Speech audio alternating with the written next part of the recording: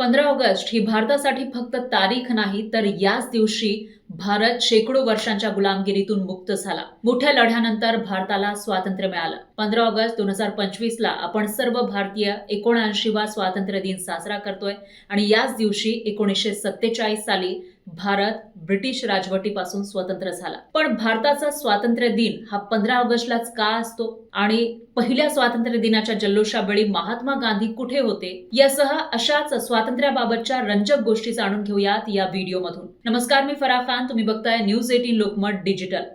सगळ्यात आधी भारताचा स्वातंत्र्य दिन हा 15 ऑगस्ट याच दिवशी का येतो, ही तारीख नेमकी कशी निवडली गेली ते आपण समजून घेऊयात.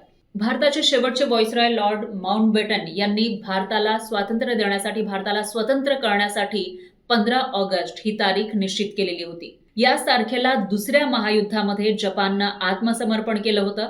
15 ऑगस्ट 1947 ला जपाननं आत्मसमर्पण केलं आणि याला संघर्षावर शांततेच्या विजयाचं प्रतीक मानलं गेलं, ज्यामुळे ते स्वतंत्र भारताच्या जन्मासाठी योग्य तारीख असल्याचा निर्णय त्यावेळी माउंटबॅटन यांनी घेतला.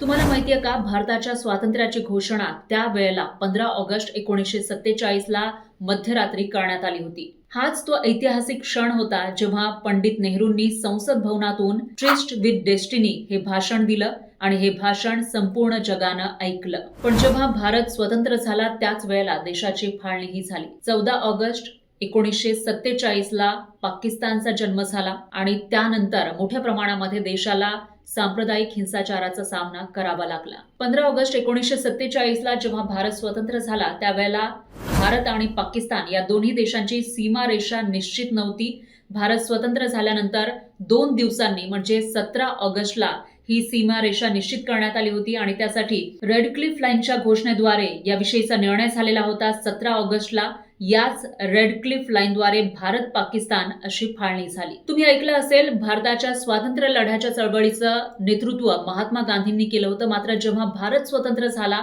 त्यावेळेला पहिल्या स्वातंत्र्य दिनाच्या जल्लोषात महात्मा गांधी सहभागी झाले नव्हते. भारताच्या स्वातंत्र्य दिनाच्या दिवशी महात्मा गांधी दिल्लीपासून हजारो किलोमीटर दूर असलेल्या बंगालच्या नोआखालीमध्ये होते. हिंदू आणि मुस्लिमांमध्ये सुरू असलेला धार्मिक हिंसाचार रोखण्यासाठी ते उपोषण करत होते. 15 ऑगस्ट रोजी भारत स्वतंत्र होणार हे निश्चित झालं. त्यावेळी जवाहरलाल नेहरू आणि सरदार वल्लभभाई पटेल यांनी महात्मा गांधींना पत्र लिहिलं. यामध्ये लिहिलं होतं, 15 ऑगस्ट हा आपला स्वातंत्र्य दिन असेल. तुम्ही राष्ट्रपिता आहात, यात सहभागी व्हा आणि आशीर्वाद द्या. गांधींनी या पत्राचं उत्तर पाठवलं, कलकत्त्यामध्ये हिंदू मुस्लिम एकमेकांचा जीव घेत असताना मी जल्लोष साजरा करण्यासाठी कसा येऊ शकतो, दंगल रोखण्यासाठी मी माझे प्राण देईन, असं त्या पत्रात लिहिलं होतं. स्वातंत्र्य दिनी आपण भारताचा राष्ट्रध्वज म्हणजेच तिरंगा झेंडा हा मोठ्या अभिमानानं फडकवतो.